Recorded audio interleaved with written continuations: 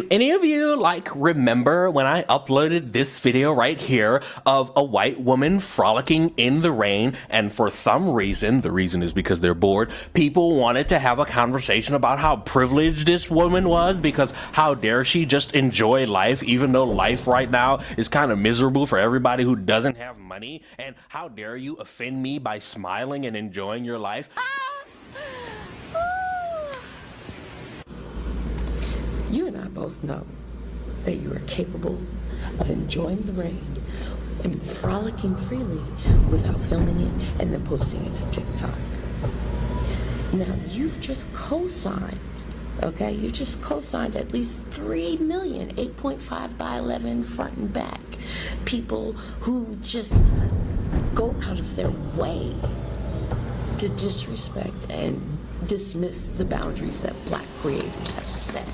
No, it's not. It's just people enjoying their life. Stop thinking you're a slave. You're tweeting from an iPhone. Well, when that came out, a few people in my personal life decided they wanted to chastise me, saying I didn't know what I was talking about. They called me a madman. They called me an edgelord. They said that all I was doing was trying to dance for a white guy. So, let's take this stupid shit and up it down. Now, insert person of color, I assume, being upset at queer white people enjoying life. This might be a controversial take, but I've seen a lot of queer white people posting shit like posting themselves being really happy and doing some random shit and being like, yeah, our joy is resistance. And in my opinion, white people's joy is not resistance.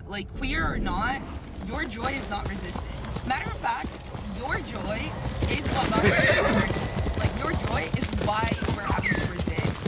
And y'all putting yourselves and finding yourselves and some say they know every secret on this island. Everybody else I wonder where it's going.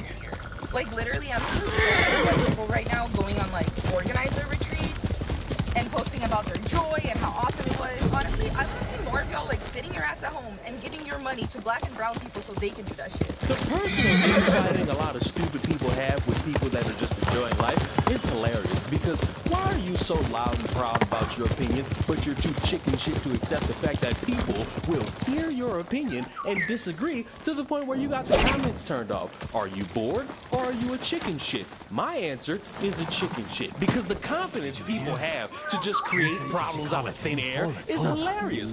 Why are you mad at a white woman frolicking in the rain? Why are you mad going on social media seeing queer people some recent enjoying acquisitions life, here? going on retreats, If you can having bring fun more, with it's friends, going yours. to a bar? Are you alone? Are you a You have my loser? thanks. Are you sad? Thank you for Lonely? all Are you you just are like doing, me? my lord. We could be friends, because I'm a dork, I'm a loser, I have no friends, but I'm not running around saying, look at all these Mexicans enjoying their time on Cinco de Mayo. I don't really like any of this shit. How could you enjoy I'm your life happy in a to time offer like my this? services. That's a little bit of privilege going on, because I don't have the privilege to just exist and have fun and get margaritas and have all the kinky hot sex that goes on in the world. That's bitter bullshit. That's sad. And I would hope for people like this, but oftentimes you just gotta let miserable people sit in that corner over there and just be miserable all the time. You can't hold your hand out for people like this. You just gotta smack their hand and say, ha ha, that's what you get. You are boring. Advance your life. Do something better with your time. And maybe we'll invite you. Maybe you can hang out with us. Maybe you can smile and have some joy in your fucking life. But the reason why you can't and you won't is because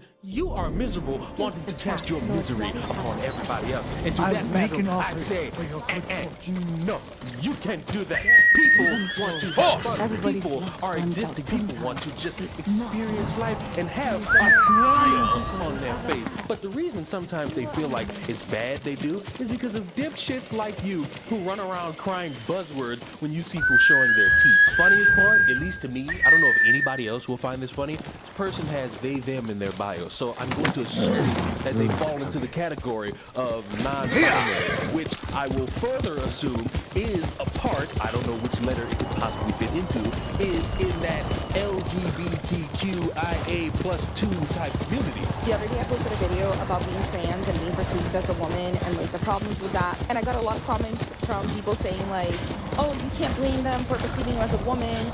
You're pretty, you're a woman. And at first I was like, wait, I try to respond to criticism, I try to think about it.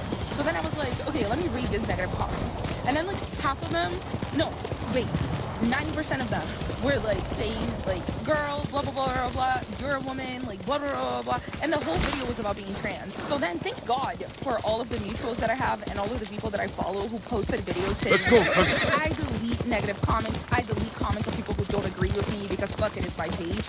Because then I was like, wait a minute, I can just delete this shit because like, I don't even need to feel bad because it's not even like constructive criticism. Y'all just have no critical thinking skills. Like the video was about being trans. Like what are y'all talking about? Why, madam, they, them, thism, are you arguing and upset at people who are in your own group? Are you that dumb that you're going to adopt the philosophy of the black people, which is skin folk, not kinfolk? Because I'll tell you this now, that's not going to work with any form of community you want in this lifetime. It's going to make the queer people look at you and say, how could you? Why are you doing that? Why are you so upset at me? All I'm doing is smiling. I'm putting in the work to be better with my life. Why don't you argue with people like Ben Shapiro? They're the ones out here making rap songs and making us feel bad about ourselves. Why are you doing it too? Why are you placating into this supremacy and this bigotry? You're not helping. You're lonely and you're bored. It's okay, but fuck you. You're sad. And it's okay to be sad, but why are you trying to cast your misery upon other people? I spit at thee. Stop. You need to experience life. You need to go have fun. You don't need to be making TikToks complaining about other people having fun while you're sitting in a car wishing you had some fucking friends. Also, because I forgot to mention this, why are you trying to get money from these people? Why are you thinking of ways that you can take their money and go enjoy your life? Honestly, I want to see more of y'all like sitting your ass at home and giving your money to black and brown people so they can do that shit. Don't you have a job? Don't you have a source of income? Don't you have people that would want to provide for you and make sure that you have a joyous life? Why are you looking at other people and thinking, you know what you should do, white queer people, because your lineage is the reason we're all in this situation that we're in that you don't name at all? Why don't you just give up that money? Because, you know, you should just give it to me so I can enjoy my life because I am somebody who's more disenfranchised. Yes, you're queer, but you're also white, so you got a little bit of that supremacy going on in there. Why don't you just give me your money so I can go smile? Because I'm such a lonely little bitch that I can't afford to go outside and get me some Starbucks caramel macchiato. Oh wait, we're not supposed to be getting Starbucks because we're boycotting Starbucks, even though nobody gives a fuck about that anymore. You should just give that money to me because I'm the one who needs to smile, not you, because you're white and queer. That's miserable. Get your ass on Bumble, go to the friend option, and start scrolling right because it's clear you are desperate. Subscribe to the channel. I will see you all in the next one. Would anybody like to be my friend? Because right now, I'm throwing out applications. Goodbye. Today, the House is expected to vote on landmark cryptocurrency bills to boost America's crypto dominance after failing to advance the bills yesterday. President Trump says he met with a number of holdouts, writing, quote, after a short discussion, they have all agreed to vote tomorrow morning in favor of the rule. Speaker of the House, Mike Johnson, was at the meeting via telephone and looks forward to taking the vote as early as possible. Florida Congressman Mike Paradopoulos sits on the House Financial Services Committee, and he joins me now. Congressman, good morning to you. So catch us up to speed here. Tell us about these bills that are set to get voted on today and what they mean for the country, people who follow cryptocurrency, and also those who don't. Great question, Carly. You know, a lot of people, when they think the idea about crypto, they think Bitcoin. It's a heck of a lot more than Bitcoin. We're talking about blockchain, stable coins. These are folks who are policies that are really going to change the way we do business every single day. When you talk about cryptocurrency, you're talking about the modern way that money is going to move more quickly and more transparently. And eventually, because of that quick movement, you're going to see a reduction in cost when you move money around. It took a little while, but in general, they're going to get through this vote today. And what's important also is that we're not going to have what's called CBDC, central bank digital currency. We want to have an independent thing. The last thing we want is what they do in China, where they can literally not only track your money, but delay your money, because the government should not be the central operator. Okay, so yesterday, President Trump was in Pennsylvania for an AI and energy event. He unveiled over $9 billion AI. 1 year ago, you had a dead country. We were dead. We didn't think you could ever come back, and now today you have the hottest country anywhere in the world. It's true. This afternoon, 20 leading technology and energy companies are announcing more than $92 billion of investments in Pennsylvania. This is a really triumphant day for the people of the Commonwealth and for the United States of America. We're doing things that nobody ever thought possible. So we are still leading in the AI race, Congressman. Why is it important to maintain that status as China tries to catch up? They are on our heels, as you know, but now the president has changed the equation. The big, beautiful bill is what's driving investment right now. People realize that America is the place to do business because we make the tax incentives for them to come to America.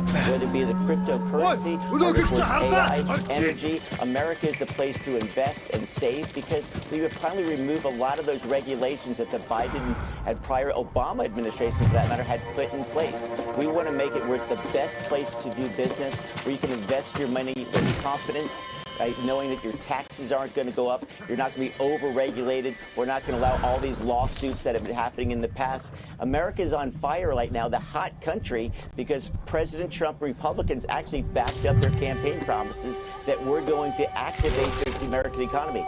So when you do that is you invest in people by giving them tax cuts and you incentivize them to do business here and to hire more people. It's an exciting time to be in Congress because you have a president who's backing up what he talked about in the campaign trail, which sadly was lacking for years. Okay, so an area where China, Congressman, is leading is the mining of rare earth materials. And these are things that are important for everything from cell phones to cars to missile systems. Yesterday, Apple signed a $500 million deal with MP Materials, which is the only U.S.-operated rare earths mine. So the U.S. is do you think that that's possible? I do. It's because in the past, you put perfectly many regulations have been put in place by extreme environmental groups, which deprives the United States of own natural resources. Now the president says the epicenter of the future. If we rely on China, which has a lot of interest also in Africa, we lose on the economic stage. What he is doing is opening up the opportunity so that American jobs are being created by removing regulations that are haphazard and the extreme environmental groups are trying to push. And we look at it the common sense way. We can do it much better and much better for the environment right here in America with our common sense rules as opposed to some of the extreme things that Obama and Biden had been pushing in years past. Well, from crypto to AI to rare earths, we just covered a whole lot of ground, Congressman. Thank you so much. Obviously, there's a massive economic benefits to this, but also huge national security implications as well. Congressman Mike Karadopoulos, thank you so much for joining us. Have a great morning. We appreciate it. Thank you, Carly.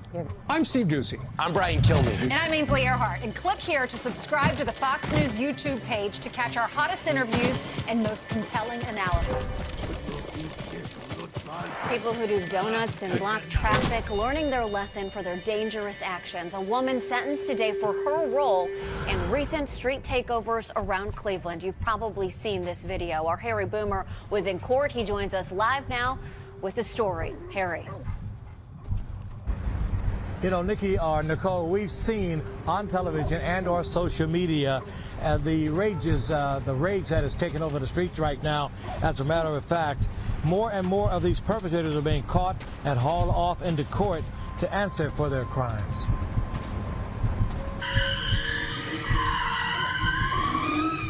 Donuts and street takeovers blocked traffic and caused unsafe conditions for everyone around at several locations around Cleveland. I want to express that I take full responsibility for my actions. I understand that what I did was wrong, and I deeply regret the choices that led me here. A then 23-year-old Ashlyn Rogers was arrested at a home in Port Clinton by the Street Takeover Task Force on October 22, 2024. Today, she stood before a Cuyahoga County Court of Common Pleas Judge Kira Krivosh to find out what price she will pay for her role in the lawless actions. You can see it at the bottom right, and then at the bottom left, you can see Miss Rogers in the circle along with a male spectator. Cleveland police said Rogers was one of multiple people who participated in the street takeovers in September of last year. On that night, streets across Cleveland and surrounding neighborhoods were taken over by crowds of people in cars stopping traffic. Her attorney tried to get her a light sentence. Her reputation and her family's is tarnished for a very long time, if not forever. Her posts on social media, including this one, did. If I were on the other side of it that night, I'd be very frustrated. Krivosh listened to Rogers, who pleaded guilty to charges against her, including rioting, and she applied the long arm of the law. Rogers fought back tears as she listened to the sentence being handed down.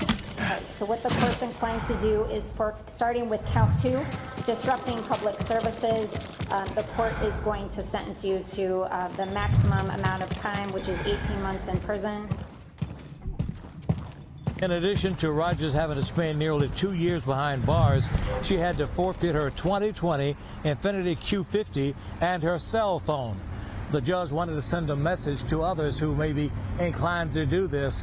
Stupid is as stupid does, according to Forrest Gump. I'm Harry Boomer, 19. Greek refugee camps are in chaos this summer as the small nation struggles to cope with the influx of asylum seekers arriving on boats from the Middle East, using it as an entry ticket into the EU.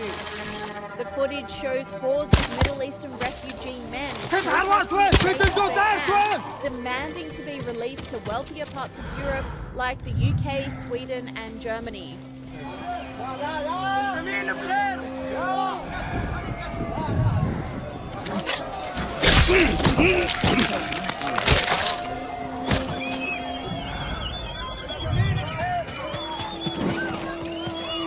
Greece is a frontline nation for asylum seekers due to its easy accessibility via boat to the Middle East. Thousands of refugees have landed on local beaches this summer alone, with Greek authorities struggling to wrangle them all.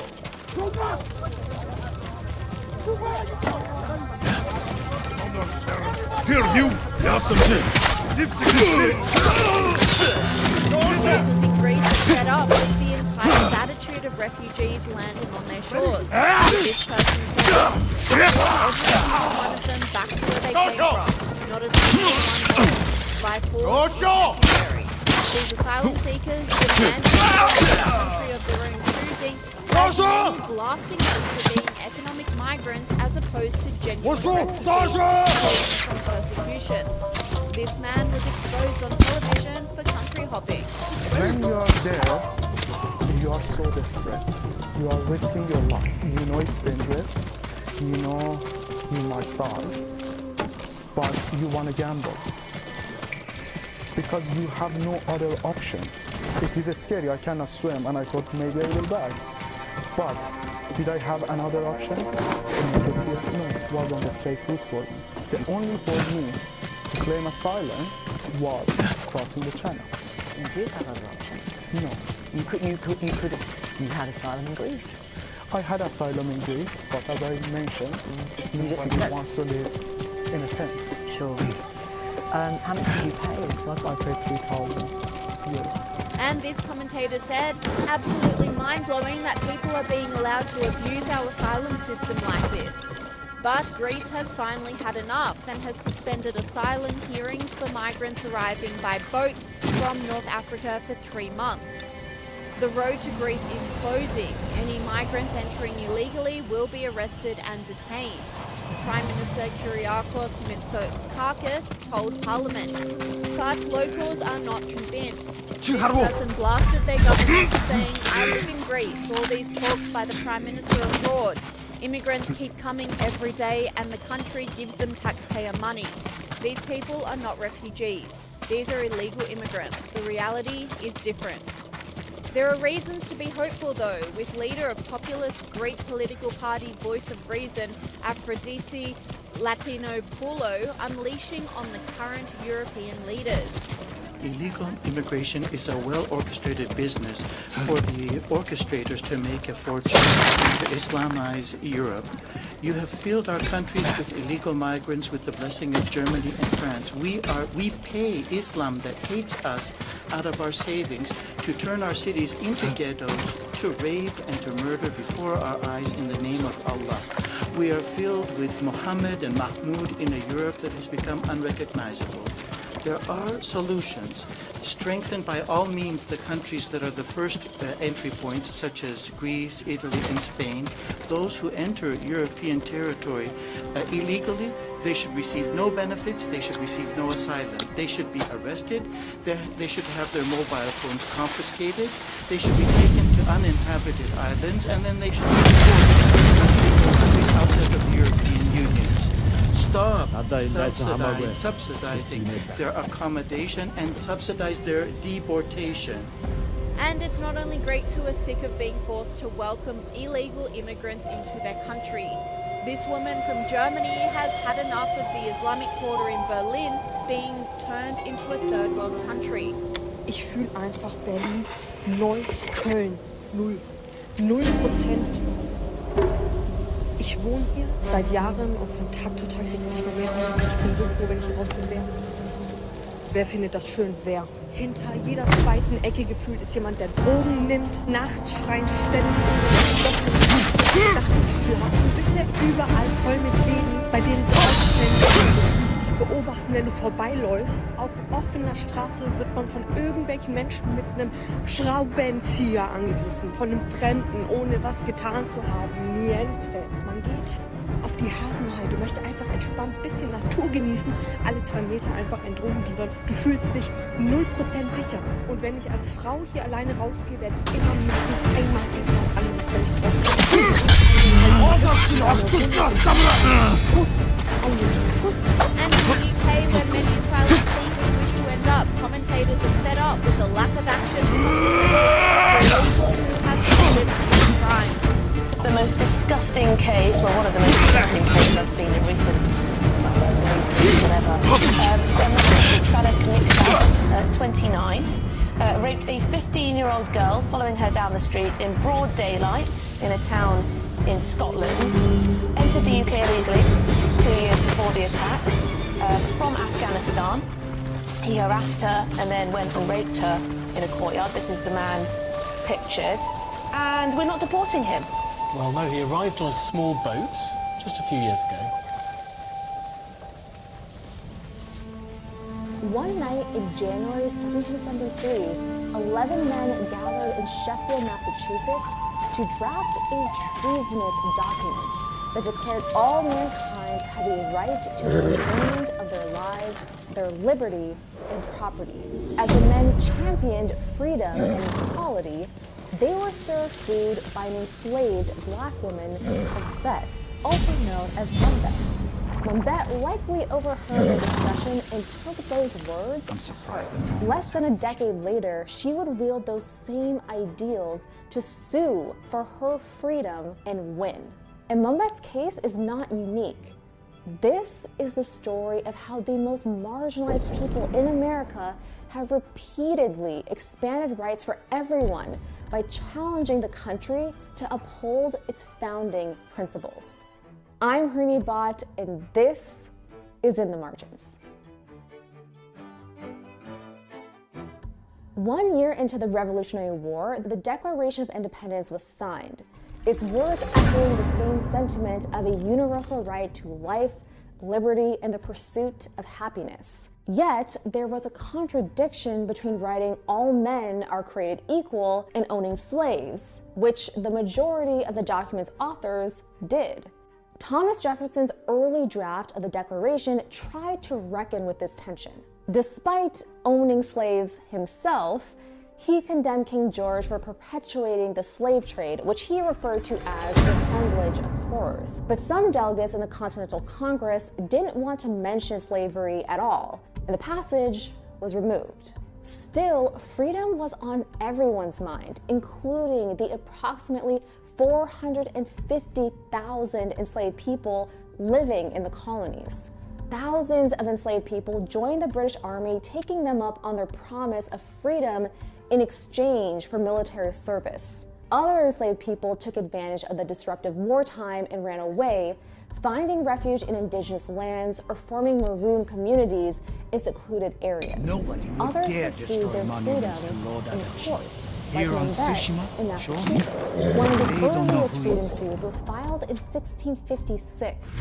By 1780, about Adachi might be 30 known freedom outside suits of had been Tsushima. argued based on unclear maternal status and other legal technicalities.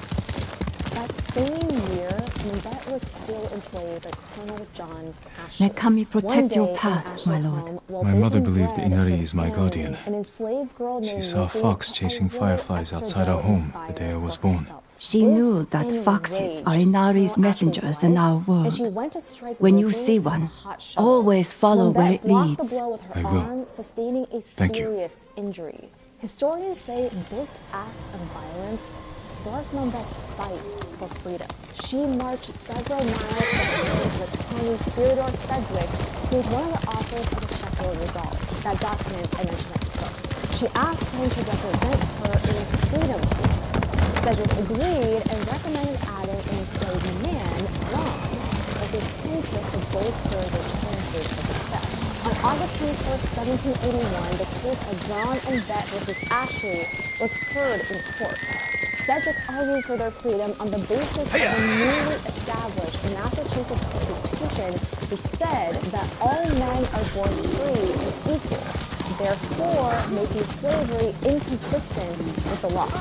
After 1 day of deliberation, the jury handed Brom and Mabette a victory, declaring them to be free and ordering Colonel Ashley to give them each 30 shillings. Afterwards, Mabette changed her name to Freeman. She moved into the Sedgwick family home as a paid housekeeper. Eventually, Freeman was able to buy her own home and became the second wealthiest black landowner in Stockbridge, Massachusetts. Another key freedom suit was filed in the state in 1781 by an enslaved man named Hawk Walker. Notably, he filed a criminal case against his slave owner, claiming the severe beating he endured should be charged as assault and battery. Walker's case was appealed all the way to the state Supreme Court. Convinced by his arguments, the court ruled in Walker's favor and declared that slavery was unconstitutional, effectively ending the legal practice of slavery in the state of Massachusetts.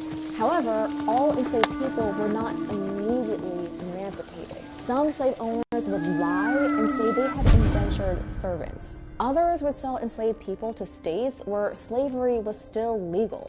Many free black people were treated as second-class citizens, experiencing discrimination that would continue for decades to come.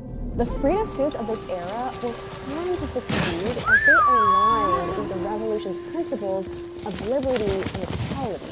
By 1791, Massachusetts recorded 0 enslaved people in the state, joining 3 other states in which less than 1% of the population was enslaved. In the decades after the war, the nation grew rapidly, and the cracks highlighted by Elizabeth Freeman and the other freedom suit victors continued to grow. In 1821, Missouri became the 24th state. As part of the Missouri Compromise, it was admitted as a slave state, along with Maine as a free state to maintain the delicate balance in Congress. During this period, more and more enslaved people were seeking their freedom in multiple ways, by escaping to the north through the Underground Railroad, to rebellions, to more freedom suits. In 1824, the freedom suit Winnie v. Whiteside Learn was Adachi's heard by the estate. Missouri Lady Supreme Masako Court. should be The here. decision Lady established Masako! the important It's Jin Sakai! precedent, once free, always free. This meant Someone forced that their way if in. an enslaved What happened person here? traveled to a free state, they were considered free, even Naginata, if they were brought back to a used slave by the state. women of Clan In St. Adachi, Louis, they fought to Missouri, defend their around family. 300 freedom suits were filed between 1807 and 1860, often citing the once free, always free precedent. Ransacked. Of the 91 But no signs cases of that went violence. to trial, about half were successful. The early decades of the century are considered the golden age of the freedom suits. By the 1840s, the nation had become extremely polarized. In states like Missouri, attitudes trying to towards escape, slavery were past the hardening. children through the window. Pro-slavery judges were appointed to Missouri Supreme Court and more frequently ruled against freedom suits, arguing that slavery was reinstituted in the slave state. Lawmakers in the state also added restrictions that limit Where's Lady Masako? enslaved people to a bond. Then, in 26, and enslaved Tell me where she is! and his wife Harriet filed the most famous freedom suit. They had traveled with their enslaved and enslaved to the free territory of Wisconsin and argued for their freedom based on the once free, always free precedent, like many before them. This was an 11-year legal battle that took the case to the U.S. Supreme Court. Ultimately, in 1857, the court shocked the nation by bucking legal precedent. It denied Scott's claim and ruled that enslaved people were not U.S. citizens and thus had no protections under the law. The outcome of the Scott case stood in contrast to the cases of Brown, Bett, and Walker. Each case was impacted Mongols. by the prevailing They're not attitudes bandits. of its I time. need to find out From what a slave happened here. state defending its grip on slavery to a northern state promoting If anyone its survived, they newfound may have freedom. fled on The horseback. Scott Had to check case the is stables. considered to be a major tipping point for the Civil War, which broke out just 4 years later. Even after fighting a war over the issue, America continued to struggle over who actually could claim the inalienable rights the country is founded on. In 1865, Congress passed the 13th Amendment to the Constitution, abolishing slavery in the United States. But an Empty exception stables. was carved Someone out, took the allowing horses. forced labor as a Horse punishment tracks. for crimes. Someone fled the A year estate. They later, left the a trail. 14th Amendment was passed. It extended the liberties in the Bill of Rights to formerly enslaved people and granted citizenship to those born or naturalized in the U.S. overturning the Scott decision. However, the amendment was interpreted to exclude Native Americans who didn't receive citizenship Archers were hunting the rider. The rider was skilled. years. Knew how to confuse their 3 aim. decades after the 14th Amendment was passed, a man named Fallen Wang horse. King This Art horse belonged to denied Clan entry Adachi. to the U.S. after a visit to China. Officials claimed he wasn't a U.S. citizen despite being born in San Francisco to Chinese immigrant parents. Ark challenged the denial of his citizenship based on the 14th Amendment, and the Supreme Court sided with him in a 6-2 decision. Justice Horace Gray's majority opinion held that all persons born or naturalized in the United States, Dead regardless for of their days. parents' nationality, are citizens. Lady Musical, This it's me. decision was yet another example of the power of the courts to determine whose rights are recognized in America. Fierce debate over constitutional rights continues to be They an said no important samurai part of the escaped fabric Komoda. of this country. Despite being the law of the land for over 127 years, recent attempts have been made to repeal elements of birthright citizenship. Lord Adachi Our died rights a to warrior's freedom death. and citizenship today Defending have our been home. secured over time, derived from the ideals in our country's founding documents, and won through the constant battle waged Why by have you some of come? the most disenfranchised people The Mongol in Khan our has nation's captured history. Lord Shimura. These cases also enabled If your enslaved clan people joins to me, shift the power can save my balance, uncle forcing their and avenge slave your owners men. to face them in court. To Elizabeth Clan Freeman, Adachi freedom had is a dead. deeper meaning that went way beyond physical Massacred limits. by our She said, own quote, people. anytime while I was a Traitors. slave, if 1 minute's freedom had Why been would they offered kill to those me who and I swore had to been protect told them? I must die at the end I of that intend to minute, find I would out. have taken it. I'm coming with you. Just to No, stand do 1 not minute set on aside God's your will, concerns for free mine. women, I The would. family of samurai are my concern. Thank you so much for watching this episode I know of In the what Margins. it means to be the Were you last surprised of by the one's history clan. of freedom suits? Let us know what you think in the comments below. I cannot be responsible for your death. You won't be.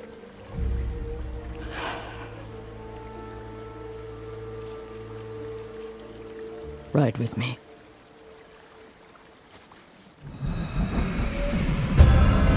Recovery survived the death investigation of rapper Project Pat's son, Patrick Houston Jr. The U.S. Marshals have arrested a woman they believe is behind this murder. 19-year-old Talia Jones is charged with facilitation of murder in the death of Patrick Houston Jr., the son of rapper Project Pat. Tonight, we're working to find out more about Jones. Let's go to Fox 13's Jack Bill. I fought men at your estate. They were waiting to finish what they started. The night my husband and sons rode to face the Daryl, Mongols. according to court records, The she was assassins wanted came to on our a home. warrant My separate sister from took the the shooting. children That's and fled. misdemeanor I stayed with my shoplifting. son's The U.S. wives Marshals to say when they fight found our her in attacks. Minnesota, We were she put up a fight. And then I was the only one left. That's how it ended for me at Komoda. A Memphis music legend facing a heartbreaking situation. Patrick Houston Sr., better known as Project Pat, lost his son, 21-year-old Patrick Houston Jr., in a shooting in Imogene Heights back in January. Project Pat once rapped about women, drugs, and the streets, but in recent years, he's focused his creative efforts on prison ministries. But the assassins caught them on the road, cut them down. My sister, my grandchildren. Memphis police say they found Patrick Houston Jr. shot near a park on January 10th. He died at the scene. For months, there was no update on the case, but now the U.S. Marshals say they've made an arrest more than 800 miles away in Minnesota. The marshals say Talia Jones put up a fight when they tried to take her in. She's charged with facilitation of first-degree murder. Court documents related to her alleged role in Houston's death are not yet available, but she was involved in 2 previous cases. In October 2024, she was arrested following a domestic incident at an apartment complex on Ketchum. She allegedly used a knife during a fight against a woman who was armed with a hammer. We ride That for case the was golden disposed. Later that month, she was arrested again, accused of shoplifting from a dollar store on Perkins. She was released on her Sorry own you endured this alone. didn't show up for a court hearing, and a warrant was put out. Killers are alive. Let's talk about that facilitation Had you charge. seen That these means men before? She's accused No. of helping They someone were else from who another actually prefecture. pulled Who made a the well-planned trigger. It's attack not on a clear yet samurai what estate. exactly her This was role no in bandit that raid. crime was. We're hoping to Someone find that wanted out to once the first eliminate court my documents are clan. filed. The marshals say she's set to be transferred back to Tennessee soon. Daryl. Jack Bill, you live in Memphis tonight. Thank you, Jack. We'll see you on Fox 13 News at 10. You'll have to go in without me. Find the monk named Sogan and tell him the fate of Clan Adachi. What are you plotting, Lady Masako? Indulge a grieving widow. Once you've talked to Sogan, find the armorer. She is repairing something for me. I want you to have it. I will This do video that. is chilling. Thank you. Take a look. You'll I will see the wait for victim you on here, the other side of the 18-year-old temple. Emma Marine get dragged out of this shop by this man, who police have now identified as 31-year-old Theodore Michael Tundador. The man that you see in the video here tries to shove her into his vehicle as she screams and fights back. Ultimately, she was able to get away, and in an interview with the Lord St. John's Sakai, County Sheriff's Office, is she an talked honor. about what led up to that moment. Good day. It was just a normal day. I miss going out on the boat. He came in an hour and a half before the incident, and then he just used the bathroom. My armor will dull the Mongols' weapons. Whenever he came back, he used the bathroom again. Lady He Masako was said only in there me. like 2 minutes. Said you were Came repairing out, something she looked wanted me around to for a minute, have. and The then he armor. went behind the counter. It's one and of the started finest grabbing sets stuff, I've ever throwing it worked around, with. and Let me started get putting it. stuff in his pockets, and then the entire time I'm asking him to go to the other side of the counter, and I'm asking him if he's going to be paying for all the It products. suits and you he's saying he perfectly, is. my lord. The quality is then, incomparable. eventually we'll go over by It will the serve you well, front by but the if counter, anything and he isn't tries to go your out the liking, front door. I can always So make I block alterations. his way, and All I then need are the right He materials. said, Thank "What are you going to do about it?" And then I Do I have the protection you need? froze up a little bit. You need and more then to he make just these pushed me improvements. out of the door and put me in a chokehold. I'll see and you led me again. out to the truck and then tried shoving me For in. your safety, my lord. Now, 2 weeks later, Maureen says she is still recovering I because heard they this was so traumatic. My parents had always taught me that whenever you're in any sort of danger, you always fight back. Destroy the Mongols, My lord, the Mongols have taken the bridge leading into Hyoshi Springs. Many people travel that How you bridge. handled the situation. They'll be vulnerable to attack. I I'll hope go this there, can see show what I other can do. women Thank you, and my young lord. females like myself that you can fight back and that it doesn't matter how small you are. My lord, you made it. Maureen suffered some minor injuries on her wrist and says she's now going to be getting therapy to try to deal with all of this. Lord Meantime, the Sakai, suspect who actually it fled is the an scene honor. but was later found by Florida Fish and Wildlife Are you in charge Conservation here? officers I think of was myself charged as with more of a kidnapping, servant, my grand lord. theft auto, and Please, robbery. Back to Call you. me Junshin. I made this temple a haven for our people. I'll spread the word. If they cannot make the journey, there are also camps around Ariake. I supply them with all the food I can spare. That's good to know. I'm looking for one of your fellow monks, a man named Sogen. I believe he is sweeping the temple deck. Thank you, Junshin. LA Mayor Karen Continue your Bass, good work. speaking of liberal city mayors, patting herself on the back after a reduction in homelessness. I got a text message from our governor congratulating Los Angeles Show mercy. for moving the Negro vote. Now, are there still unhoused Angelinos? Yes. Lord Are there Sakai. still encampments? Yes. It's good to see you. Reducing Gonjiro, homelessness by right? having people in You served hotels Lord still very Nagawa. expensive, and do He we was a need good to man. look for more cost-effective I'm sorry we ways? lost him. Yes. I'm honored you All of recall this a humble are household servant. forward. So many of us here Bass owe you our celebrates lives. crisis. I'm afraid the fight for Okay. our home is just Of course, you beginning. forgot that she's That's celebrating why we a want to help, my 3% lord. drop in homelessness People started after donating what they spending could, and $2 billion please accept over these the gifts. past few years. Here to Thank weigh you, in, Dr. Drew Gonjiro. Pinsky, host of Ask Dr. And everyone Drew else on who Rumble, contributed. and the wellness company officer, we'll Dr. keep Drew. donating what we can, I mean, it here really- and they think- elsewhere, as word I of guess your they think victory people spread. are just so stupid. May the or they're kami keep you always from harm. reflexively going to vote Democrat. But is there a lot or a decent amount to celebrate? Is she right? No, absolutely not. We're getting nowhere. I mean, she even says it. Are we putting people in hotels that is expensive, and what are we going to do with them then? Moving people who are addicted and chronically mentally ill from one place to another is not going to solve anything. I literally have spoken to people coming off the street after they're given their rigs and their heroin and essentially being subjected to negligent manslaughter. They're patted on the back and said, you know, once we get communism in place, this is all going to end. You'll be fine. Literally, that's what the people on the streets are being told. And this is being done by social workers. Now, listen, these are the most seriously ill psychiatric patients with the most serious brain diseases that the human can develop. It sends them out to the street. It kills them.